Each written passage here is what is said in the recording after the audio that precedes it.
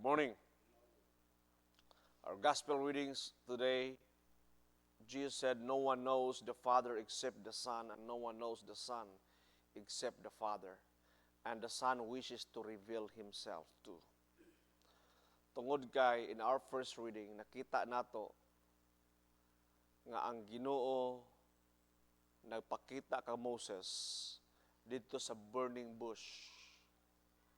Og niingon siya ka Moses, Moses, take off your sandal, for this place is holy. And siya, who are you, Lord? Og niingon ang Ginoo, ako, mao ako, or I am who I am.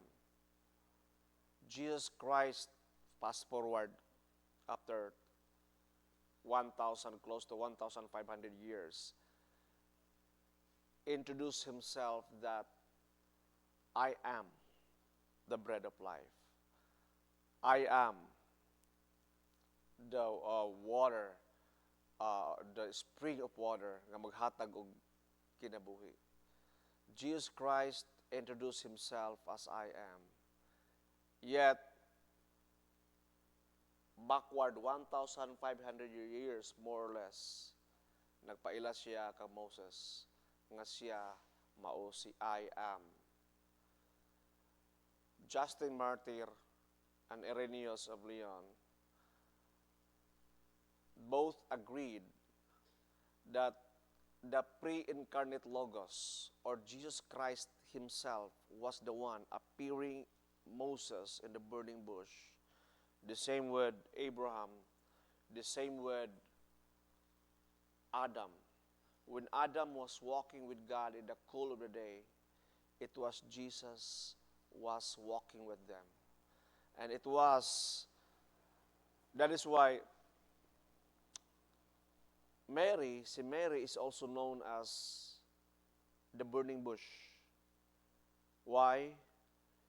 Tungod kay bisan tuod nagkalayo ang bush or ang sagbot, but the bush was not consumed. Wa siya nasunog.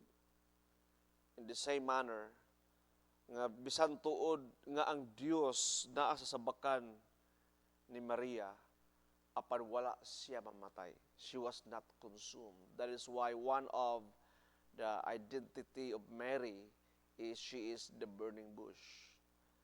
When Jesus, the eternal Son of God, nasa iyang tiyan, apan wala siya na-consume.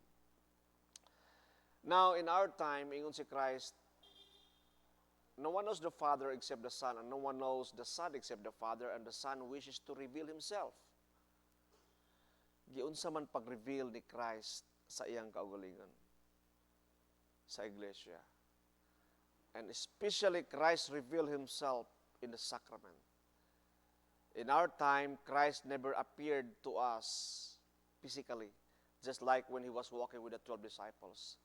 But He revealed to us in the breaking of the bread. He appeared to us through the bread that He gave us on the altar. He made Himself present to every altar in the Christian world. Every time, kitang tanan, ako ug ikaw, we gather together in the breaking of the bread. There, Christ chose to reveal Himself. Please stand.